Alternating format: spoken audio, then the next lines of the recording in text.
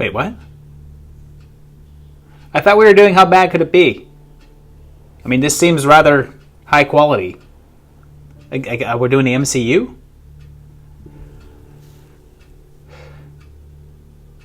Why do I feel like this is a trap?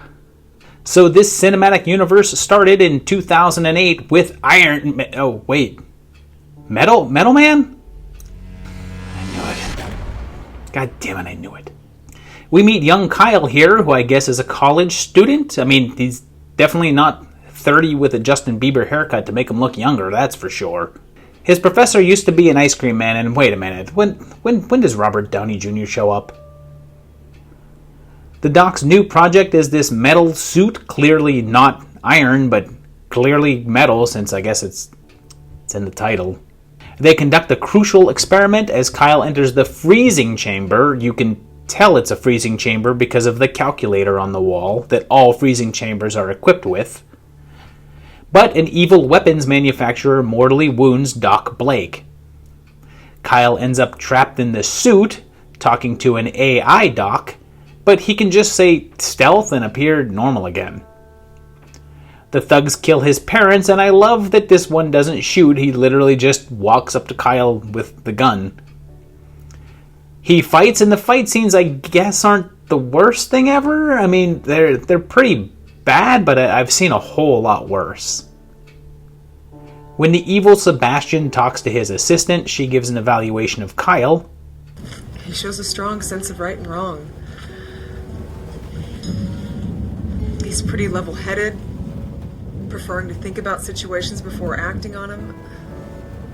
However, it does show that he could be quite good at improvising when necessary. I'm afraid you're not speaking in layman's terms. What word in there was complicated, dude? And then in my favorite bit, she eavesdrops from like 2 feet away. Like, how did they not hear her stop walking? Did they not notice her very loud footsteps suddenly cease? She then manages to basically fall down while just standing still somehow. Kyle has to drink this special liquid that he just kind of pours on his shoulder. And here's where I tell you that it's not the suit that's special, it's apparently just the helmet. And Sebastian has one too, but his is not real. They just discovered this now and didn't realize it when they saw Kyle wearing the real one earlier. Kyle is then held at gunpoint by a guy who he casually bumped into earlier, and that guy took it so personally, he hunted him down with a gun. We find out that the suit has a bulletproof shield as well, but it doesn't even get used as Kyle just kind of pushes him down.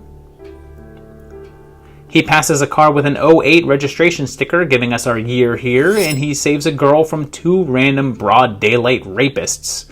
And he's given a new power. He can heal injuries. Too bad that the AI thing in his head didn't tell him to use that earlier in the movie when the doc was wounded. And then now the invention is just selfish. I mean, if you could do this, why not take it to hospitals immediately and heal up injured people? And can I point out how hilarious it is to see an Iron Man knockoff just kind of driving around the places? Kyle has to storm the villain's compound, which literally just means walking in past one guard, and Sebastian faces off with Kyle. I guess he's a billionaire industrialist that doesn't hire guards and stuff, so Kyle knocks him down and takes a plastic prop with him. But Kyle then has to save his girlfriend because I guess he forgets he's bulletproof, has a shield, is super strong, and can heal people. Oh, and he can be invisible too. He saves Julie, but is drained, and it turns out that Sebastian has another robot called Mecha Terror, which he claims is better than Metal Man, so, why does he even need the helmet again? They fight, and Kyle has a new power, which is electricity that shoots from, I guess, like somewhere? 3 punches basically stops Mecha Terror, but Sebastian has yet another helmet. And it works. So, why does he need Kyle so bad again? Anyway, they turn Sebastian into a blob on the ground somehow. I don't really know. And then we can see that I guess he can fly, which probably would have been a hell of a lot handier earlier in the film, but he just blows up a plane? I don't know. So 1 year later, he and Marissa are together, and that's that for this one. Okay, so get it. Okay, so that was a really terrible Iron Man. But what's next on the MCU? I think next is the Incredible Hulk, right? Came out next, so I guess we'll move on to that.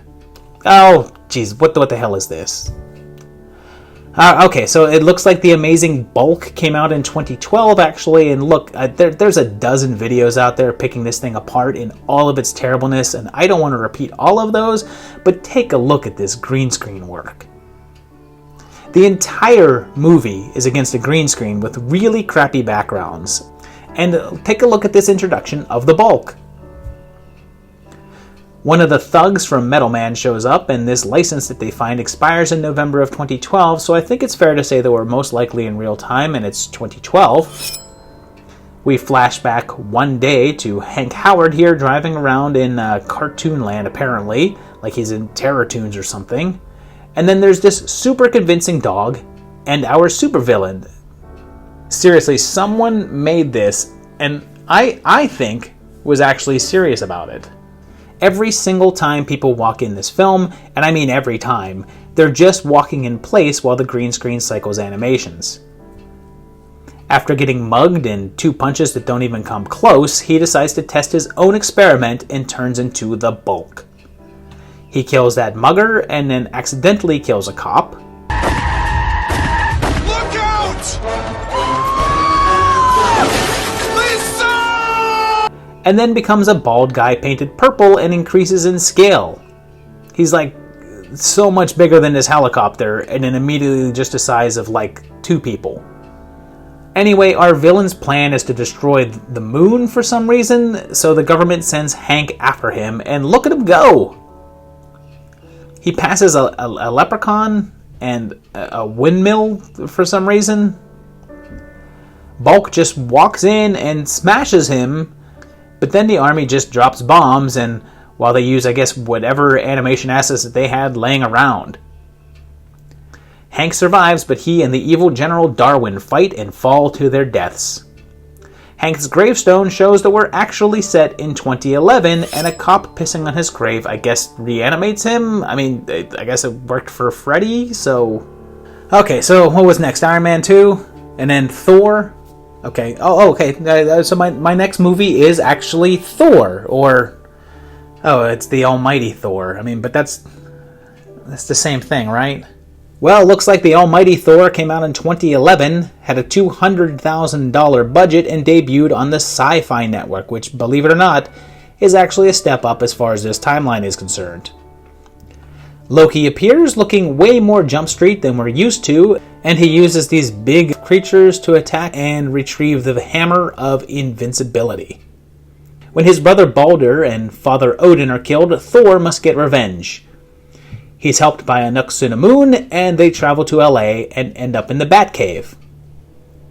Yes, this is Bronson Canyon, where they filmed the old Batman TV show and about 100 other things. I went there in my Batman timeline, go check that out. They end up at a mystical tree where he retrieves the hammer while Loki just kind of walks around over and over. I mean, all of their adventures basically just take them from parking lot to parking lot in a mysteriously empty city, and Thor kills Loki, but then restores him like 5 minutes later, so they do more parking lot walking, more battles in empty roads and parking lots with 0 people around, and Loki gets the hammer. Thor gets sent to Hell while Loki destroys everything while shouting Ragnarok as if it was just a general word of destruction instead of the Norse prophecy of the end of all gods. Thor makes his own hammer and returns to Earth, somehow, and they fight it out. Just 2 guys in an empty parking lot, and Blondie wins. So there's no visible date in this one, so we're going to go ahead with real-time 2011. Okay, so that was way worse than I expected. But, what's next? Captain America? How do you mess up Captain America? Captain Battle Legacy War came out in 2013, and how bad could it be, right? Well, it starts with a guy that I recognize from one of the Camp Blood movies in the least exciting chase of all time. And I guess I should point out that Captain Battle is a real Golden Age character and is presumably in the public domain, which is, I guess, why they can use him. We go to Iraq, which happens to look just like California, where military men in all different camouflage patterns, including Sam Battle, meet. Sam gets injured, so they use this experimental formula that just happens to be there. And then we cut to 3 months later. He gets a Purple Heart, which says it was awarded in 2007, so I guess that's our year here? The formula was a super serum. I call it BS. Yeah, me too. Lucy Fur from Evil Bong shows up as a stripper dancing for Nazis with swastika tattoos that look suspiciously like Sharpie, and they kidnap her because I guess there's no bouncer or anything on duty. Sam just randomly sees a tattoo on a guy and just walks up to him and starts beating him up, and oh, his photo says it's actually March of 2012. So I guess the military just messed up the date on his Purple Heart? Or this movie just used a stock image for their Purple Heart certificate and that was the date on it and no one really cared? I'm going with that one. Then... Battle?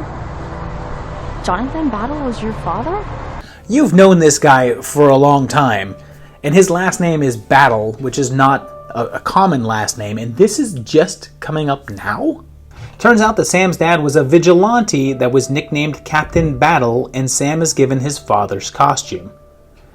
His lady friend is kidnapped by the evil necromancer, so Captain Battle suits up and the bad guys clone Himmler and intend to bring Hitler back next. And you know, we've seen this character several times over the course of a few days. Is this her only outfit? Does she just wear this all the time? It just seems really uncomfortable. And also, I guess Himmler's resurrection left his face all red. I mean, I want to call him Discount Red Skull, but this is more like the 99-cent store Red Skull. They literally just made his face a little redder than normal. He trains their elite army, 3 guys in an alleyway who drive a Hyundai, and when the Cap shows up to fight them, he's taken to wearing an eye patch. I mean, his eye is fine. There's literally no reason for this except that the original comics character had one because he lost an eye in battle. Sam didn't lose an eye, so he's just wearing one and limiting his vision and depth perception for the hell of it. We see one of the worst fight scenes ever put on film, and then the Nazis. How much you want to bet that somebody in the comments argues with me about calling these guys Nazis? Capture Sam by, I guess, just going to his house and knocking him out? And I'm sorry, the idea of neo-Nazis just driving around town in a Korean car is just too hilarious to me. He gets away and sneaks by, well, the one guy guarding the area who's just standing there in the middle of the street looking around while wearing a Nazi uniform. They have a final fight, easily the most anticlimactic fight ever, and inject him with a formula that reverses the super serum. Himmler gets killed in like 2 seconds, and I'm not lying, he just holds this spike that he's impaled on under his arm like a little kid would do. Necromancer gets away, and they vow to track her down.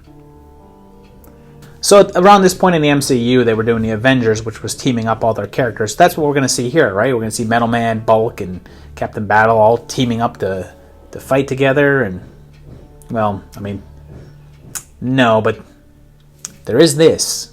Avenging Force came out in 2010 and kicks off by telling us of an alien landing on Earth in 2600 BC, and then to present day.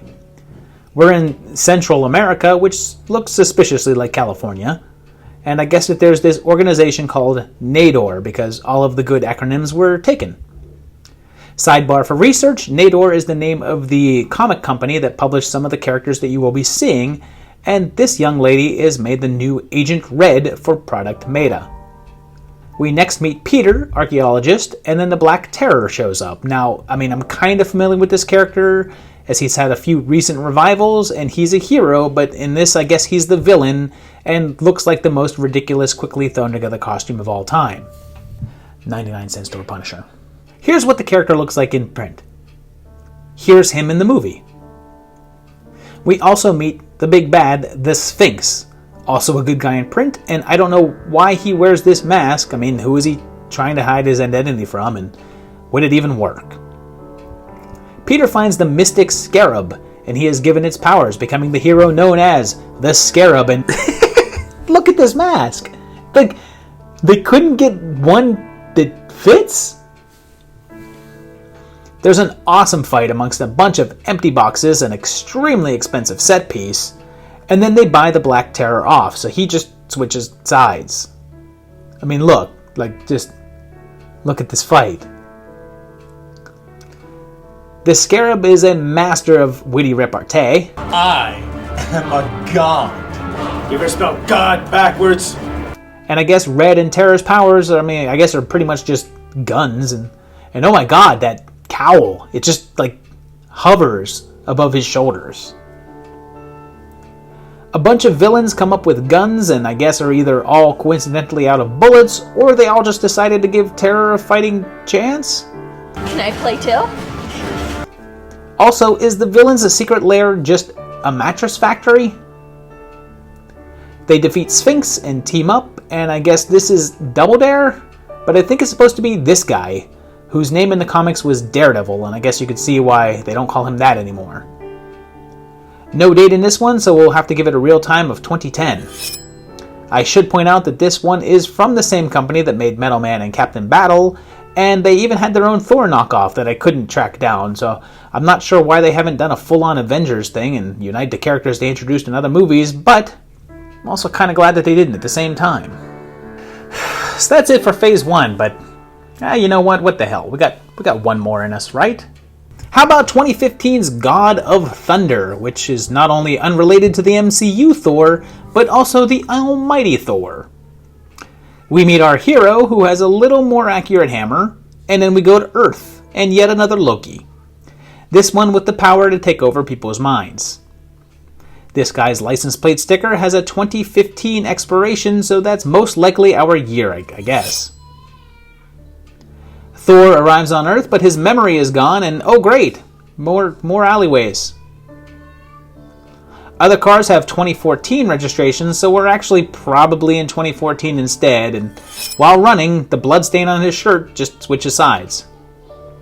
And I should say that the police drew their guns on him earlier because they saw a red stain on his shirt. That's literally it. They thought he was drunk, saw a red stain on his shirt, and then just took aim, which as an LA resident, yeah, that's kind of accurate. I should note that the first 20 minutes of this movie has more production value than every other movie on this list combined. I mean, it's still not good, but at least it's shot well.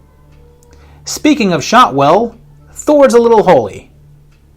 He ain't dead, of course, and teams up with Freya here, while Loki takes over all the police. Flashbacks to Odin are kind of unconvincing, and Thor finds his Mjolnir. And finally, 1 hour and 12 minutes into the movie, he finally looks the part and does super stuff. Loki quickly beats him down and brings destruction to downtown Los Angeles, very similar to the almighty Thor, except this version has more than 3 people running around. And they have a final face-off in which Loki gets a hole blasted straight through him. Thor decides to stick around, and I guess there's a sequel to this one on the way with Thor End of Days, which is weird because they don't actually call him Thor in this one, and in the credits he's listed as the Defender. The sequel was supposed to come out on March 31st, but I couldn't find a copy of it, so I guess I'll save it in case I ever try to do some sort of update to this travesty. So there you have it. What was that, 6, 7 movies? I kind of lost track. That were all really terrible. Really not much to recommend in this, although there was some bright spots. The Amazing Bulk is really funny. It's one of the worst movies I've ever seen in my entire life, but it's just so funny, and it's ineptness that I got a kick out of watching it. And also, God of Thunder wasn't terrible. I think if I had watched it after any other movie, I probably would not have thought so highly of it, but actually after some of the garbage that I had watched before it, it actually kind of stuck out as being pretty decent. At least it looks nice. But it's not a good movie. Don't really recommend most of these to watch. Some of them are all really terrible. They are all basically shot in somebody's backyard for $50 using just stuff around their house and special effects that can be found on like a stock special effects program. And they're all pretty horrible. That's it for this week's video. I hope you enjoyed it. Let me know down below what you thought. I'm sorry if he tricked you into thinking that this was actually the MCU. Maybe we'll do the series at some point in the future. I don't really know. I don't really feel as if there's much of a need to, because, I mean, there's a book called like The Timeline of the MCU that's out. I just don't really feel like you need me talking about it, but I don't know. Maybe I will at some point in the future. We'll see what happens.